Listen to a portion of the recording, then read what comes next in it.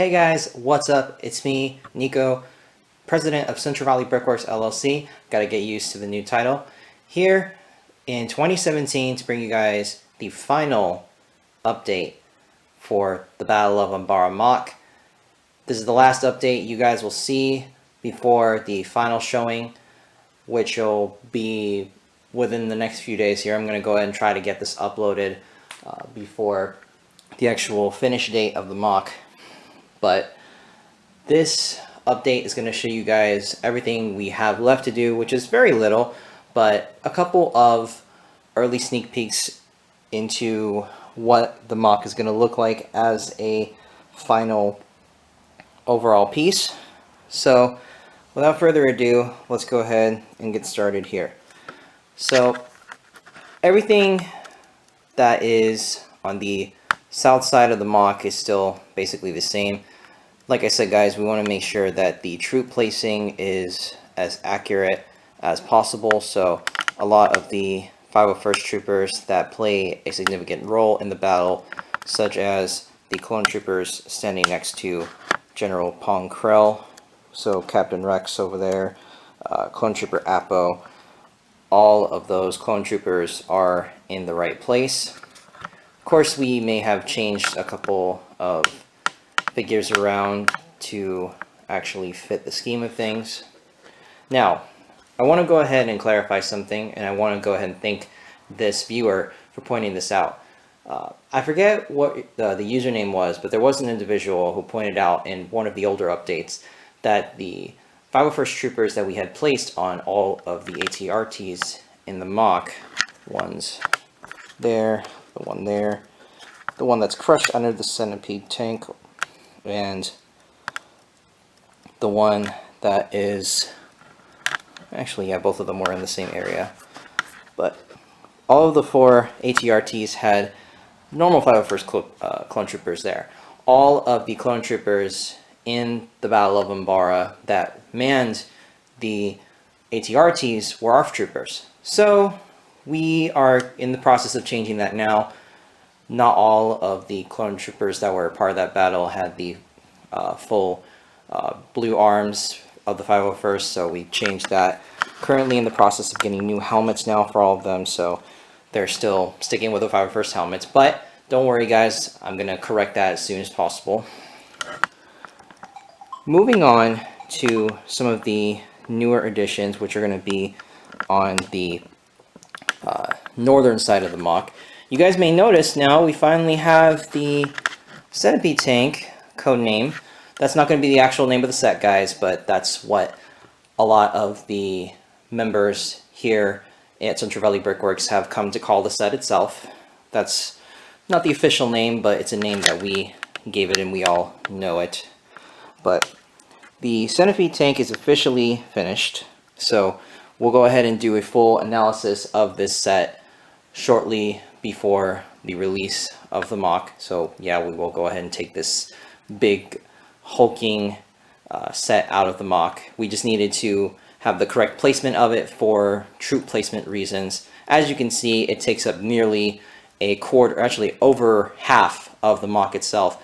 And the funny part is, guys, not even the entire set itself is in the MOC. You guys will see right there in the corner on that other table there, there's the remaining sections of the tank. We had to dock 3 sections from the sets being used in this particular battle, so that way it can accommodate the overall size of it. And we didn't want to make the centipede tank the primary focal point of the MOC. We have just so many other things going on, but it is going to be one of the main things that draw your eye, and it doesn't stick out like a sore thumb like it would if we have the entire tank in here.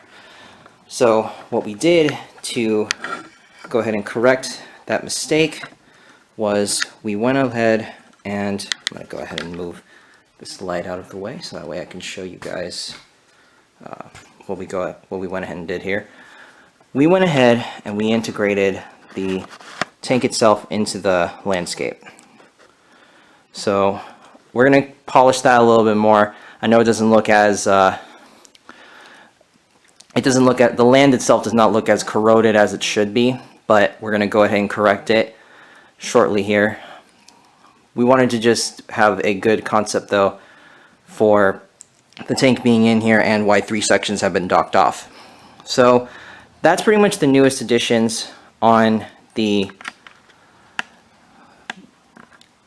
eastern, actually no, mid and front section of the MOC. We'll go ahead and go into the back section of the MOC here in a moment.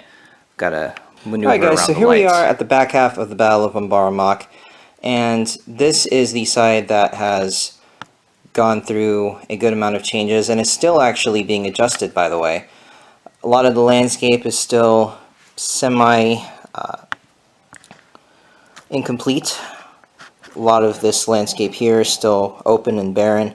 For those of you guys who have watched our previous updates, you guys will know that we tried a little concept with the little mounds here, which semi-failed. We're still working out the kinks, and we're actually going to get that full concept solidified, or find a new concept to solidify the whole process that we're going to implement in the MOC with by this Friday.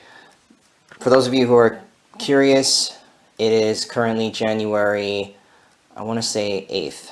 Yeah, I want to go ahead and say the 8th. So hopefully by the 13th, Friday the 13th, this thing will be finished and you guys will be able to see it in its entirety.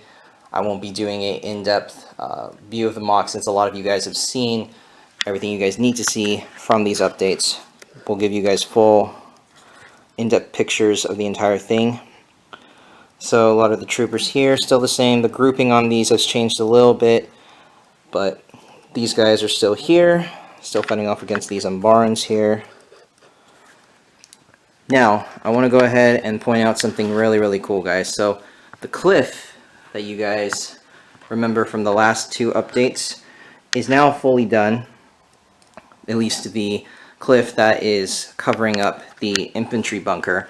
The entire front and canyon section of the cliff is completely finished. I mean, the rock work that the landscape division did on this is unbelievable. I couldn't be happier with how this turned out, and I'm definitely in great gratitude to the landscape division and all the members who worked on this cliff, because it looks amazing, guys. And of course, feel free to leave comments below, leaving feedback on how my guys did. But yeah, it just looks really amazing, guys. And if you zoom in on the right sections, you can just see a lot of the contrast and the overall appearance of nature that is a cliffside. We pretty much put the randomness and the uniqueness into this cliff, and I could not be happier with how my guys ended up making this. Now, this cliff, on the other hand, it's still in the works. We're going ahead and finishing up the kinks. I have some of the same members who worked on this cliffside, worked on this cliffside as well. But as you can see, guys, we went ahead and started finishing off this cliffside here. We're going to adjust a couple of things. We're going to adjust this here. Kind of want to fix the drop off there. We're going to fix it, but a lot of the cliff is already basically finished, and it's gotten to the top. It's not as detailed as the top of this cliffside here, which the full scene of this is really, really cool. But I don't want to go too much in detail as to what's going on here. We'll give you guys a full in-depth view of the side story eventually, but that's just a little inside look. Now, I'm going to give you guys a little inside look at what's going on inside the bunker here. So, we got the little medic bay or infirmary with the back-to-tanks. To credit the design of the back-to-tanks, you guys may be familiar with the Echo Base set. I forget the number. I'll link the description, or I'll link the name of the set in a caption in the video. But the back-to-tank that came in that set is what I used to design the interior of this medic bay. We have a little hallway connecting the midsection, and yes, guys, I know it's open and you guys can see through the other cliffside there. We're actually going to be finishing up this wall.